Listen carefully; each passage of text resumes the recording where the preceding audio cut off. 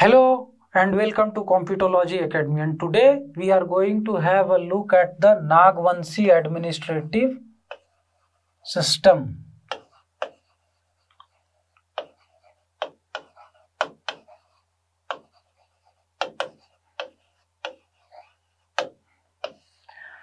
So here the Nagvanshi administrative system is more or less an offshoot of the Munda administrative system, and the history of the Nagvanshi administrative system revolves around a folklore. And it is said in the history that in the 64 AD there was a ruler of Sutyambe. Sutyambe is in the Ranchi district, and please go on to mention in the comment section that exactly where the Sutyambe is located, right? And here the ruler of Sutyambe in 64 AD was Madra Munda, Maharaja Madra Munda, right? So he was the ruler of Sutyambe, and in 64 AD what happened? He found a child under the snake near a pond in his empire. So what he did, as he was found under a snake, so he named that child Funny Mukut. So the child was named as Funny Mukut, and Madra Munda had another child earlier. So the elder brother of Funny Mukut was Mani Mukut. Mani Mukut Rai was the elder brother of Funny Mukut Rai. He was found under the snake near a pond, and because of the event of his coming up, his find, he was named as Funny Mukut Rai. And what happened later on, when these two became adult, elder person, and Madra Munda's regime ended, then what happened? As the Manki Munda administrative system was a republican type of administrative system, so the lower level officials and the people who were having the authority to select the new Maharaja had to vote, had to elect, had to select, whatever you say, their new king, their new Maharaja. And this happened in 83 AD. In 83 AD what happened? The people selected Funny Mukut Rai as their king. खेल हो गया यहाँ पर Mani Mukut Rai के साथ. So rather than electing Mani Mukut Rai, the people elected Funny Mukut Rai as their king. And thereafter in 83 AD itself, Funny Mukut Rai laid the foundation for the Nagvanshi rule, Nagvanshi dynasty. So this was the event of coming up into existence of the Nagvanshi dynasty. So this was the historical background, and here the Nagvanshi's rule was in the regions of Sutyambe, Chutia, Nagpur, Khukhra, Dosai, Palkot, Raghogad, etc. So these were the regions in which the Nagvanshi rule was there, and the Nagvanshi people considered the Munda people, even today they consider the Munda people as their elder brother, as Funny Mukut Rai, who was a Munda person, he was the elder brother of Funny Mukut, and Funny Mukut had laid the foundation for the Nagvanshi dynasty. And because of this, as Funny Mukut's elder brother was Mani Mukut Rai, who was a Munda, that is why the Nagvanshi people even today consider the Mundas as their elder brother, right? And the traditional self-government of the Nagvanshi people is more or less the continuation of the Padha Panchayat administrative system itself.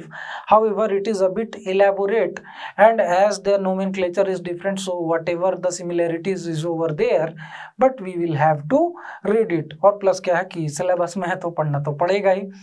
So Here what happened, the lifestyle of these people was very simple and far from extravaganza. The show off kind of thing, the feudal elegance, this kind of thing was not over there. And why this was not over there? Because there was no surplus money with the ruler, the officials, the aristocracy didn't existed over there. And because of this, what happened, these people were having a lifestyle of simplicity and austere life.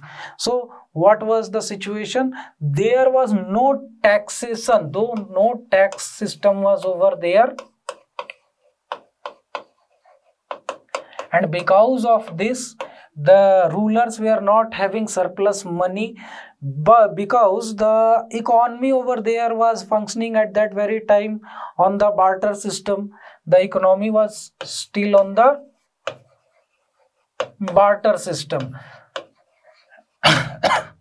There was no currency, and because of this, what was happening, the Nagvanshi people were not having any taxation system. Even the ruler had to arrange for cultivation of his own land by himself. He had to pay in the barter system itself some kind of grain or something like that to get his own land cultivated. And the post of Maharaja was only ceremonial post, and the people were not paying any tax. And these all things have already been mentioned in a book, that is Chota Nagpur Ka Itihas, authored by BP Kesri. So remember this name surfaces in the question paper again and again. Chota Nagpur Ka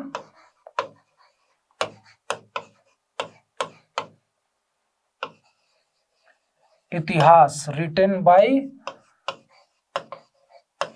Professor BP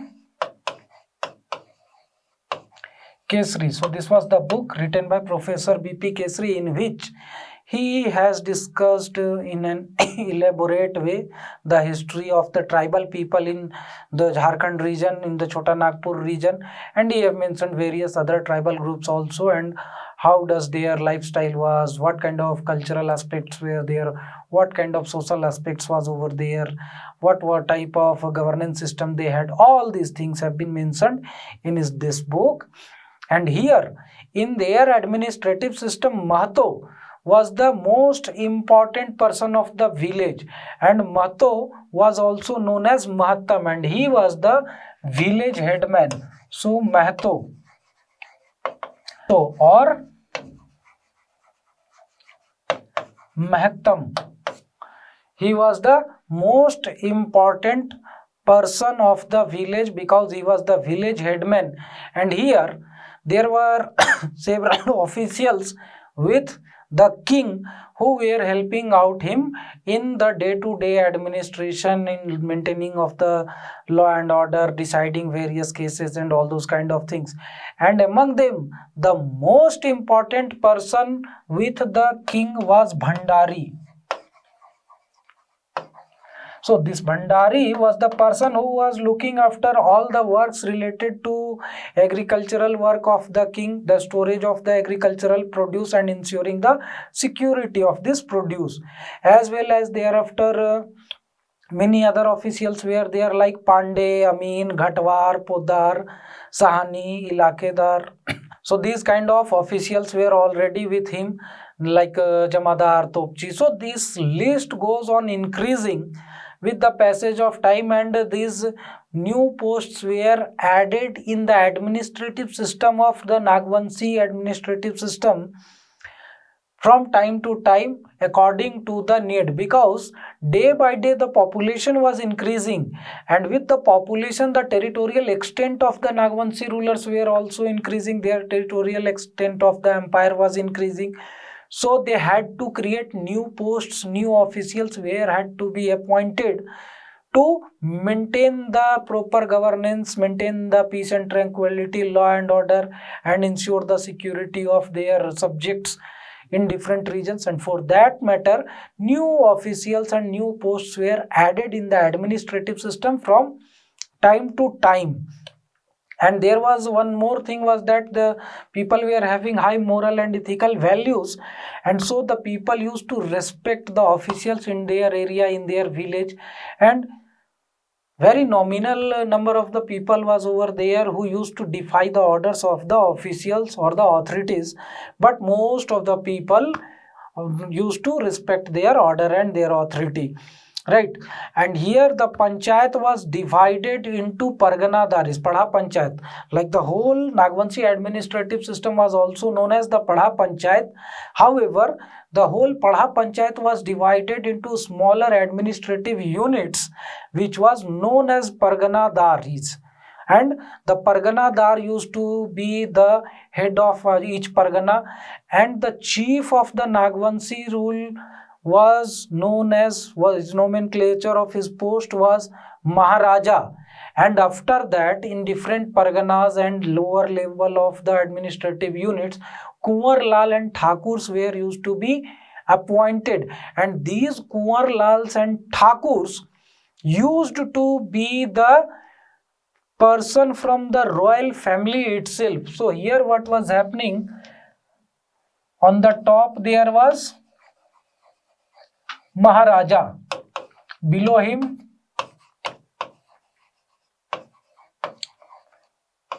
Kunwar Lal, thereafter Thakurs, and thereafter the lower level official used to be appointed by these. And these Kunwar Lals and Thakurs were also known as Raja in their respective administrative unit. So each Kunwar Lal or each Parganadar of each Parganas was known as the king, was considered as the king in their respective administrative unit. And the feudal elegance was not over there in the initial stage, but later on the feudal elegance, the aristocratic elegance, दिखावा वगैरह सब कुछ धीरे धीरे आ गया. So simple सी बात है, it's a common thing that the poor people don't have the courage, don't have the resources to show off, because for that matter they need the money. And here in the later phase what happened, the Nagvanshi rulers came under the suzerainty of the Mughals. In the 17th century they came under the suzerainty of the Mughals, and the Mughals imposed the tax on the king so that he will be allowed to rule in his respective unit, respective administrative unit, respective empire. And for that matter, to pay the taxes, the Nagvanshi ruler needed money, or whether if they have to pay the taxes in kind, then they should collect the tax in the grains or whatever, means they think better. And for that matter what happened, they started to impose the tax on their subjects. Nagvanshi rulers now started to impose the tax on their subjects, and because of this, ऐसा तो था नहीं that whatever the tax they will collect, all the tax will be submitted to the Mughals. So some tax was left behind with them, and for that matter whatever the left behind taxes was there, from that they came to know that इससे भी पैसा कमाया जा सकता है. This is also a means of ensuring a good flow of money in their treasure. And thereafter, that was not the hard-earned money, as well as they were having the surplus, and whenever there will be surplus, then ayyasi chalu. So that was the situation.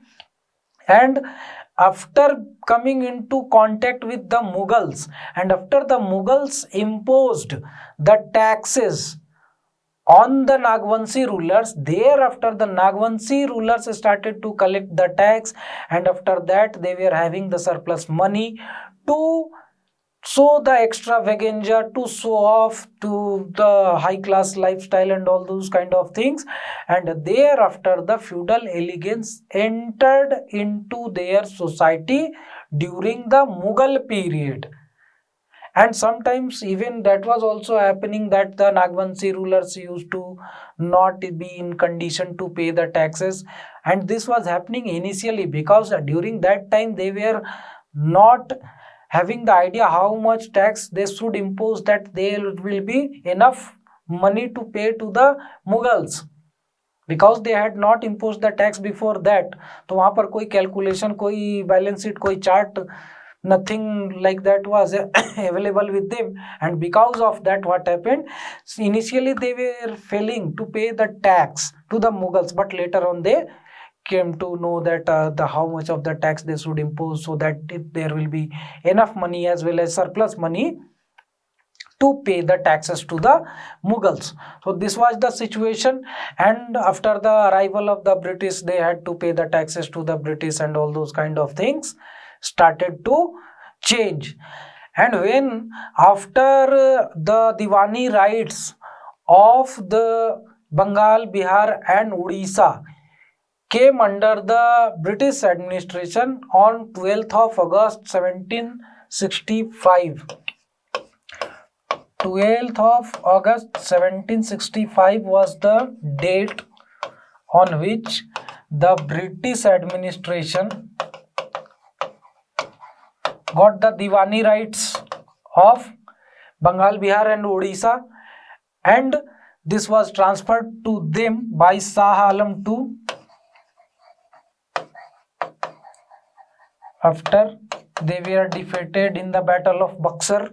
And hereafter what happened, gradually the British administration started to impose their own rule. No local administration was being recognized by the British administration, so the local administrative system started to collapse in the region, and the British administration also started to appoint the zamindars to collect the land revenue, who were known as the दिकूज. तो दिकूज और ये सब का concept हम लोग आगे देखेंगे. And now onwards what happened, earlier the land was not a commodity, not a commodity. Sale and purchase system of land didn't existed over there earlier, but later on what happened, after coming of the British administrative system, now the outsiders started to settle in the region after purchasing the land which were being auctioned by the British government in the region, and to recover the due revenues, due land revenues. And this made the land a commodity, and the outsiders, the Dikus, started to settle in the region. And here the locals were not having the financial capacity or knowledge or whatever it was to fight the cases, to raise their voice in the judicial system of the British government to reclaim their land. And because of this, what happened, they had got entangled in the judicial system, they were not having the knowledge, they were not knowing their rights and all those kind of things, and they perished. And all these factors led to the uprisings in the region, the Ulgulans in the region. So all these adversities the tribals were facing led to the collapse of their local administrative system. And here the Nagvanshi administrative system, whether it was Munda administrative system, whether it was Urao administrative system, all these administrative system were now day by day getting collapsed, and they were set aside to the back burner, and the British administrative system came into the prominence.